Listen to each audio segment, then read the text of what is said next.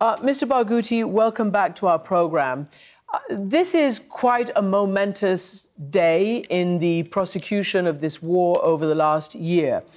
Before I ask you to react to Netanyahu, I want to know what you, as a Palestinian, feel might be the impact of the elimination of Yahya Sinwar. Well, I'm afraid that what happened is not really compatible with what the Israeli side is saying. I think they were looking for a photo of victory or an image of victory, but Sinwar gave them a different image. And the fact that they distributed the images of his body, which is something that is unacceptable by all terms, has revealed that he was fighting. He was not hiding in a tunnel, as Netanyahu claimed. He was not hiding behind Palestinian civilians, taking them as human shields, as Israeli propaganda used to say. He was not hiding behind Israeli prisoners or captives, as they also claimed. He was fighting.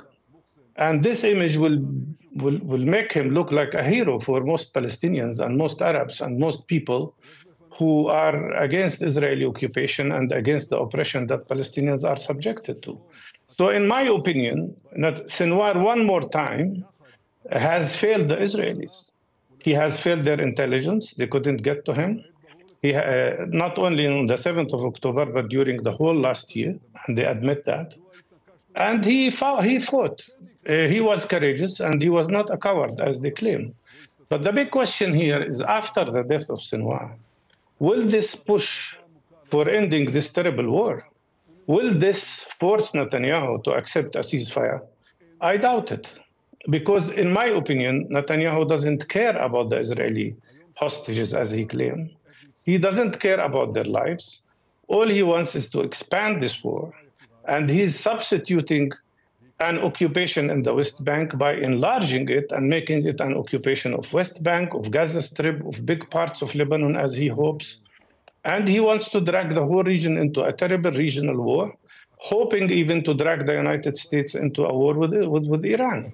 So the death of Sinwar, if it is true, will, in my opinion, expose Netanyahu even further as a person who doesn't want to end this terrible situation. And let me tell you quickly that today, at this very moment, the people of Gaza are suffering horribly. The north of Gaza is without water, without food for 13 days. They are under terrible siege. They are bombarded constantly. Civilians are dying around the clock. People were burned to death in most recent Israeli strikes in an area which is a hospital. So the public of Gaza is suffering. 150,000 is the number of Palestinians killed or injured since the 7th of October. And this atrocity, this massacre, must stop. And it will not stop unless the United States of America forces Netanyahu and Israel to stop.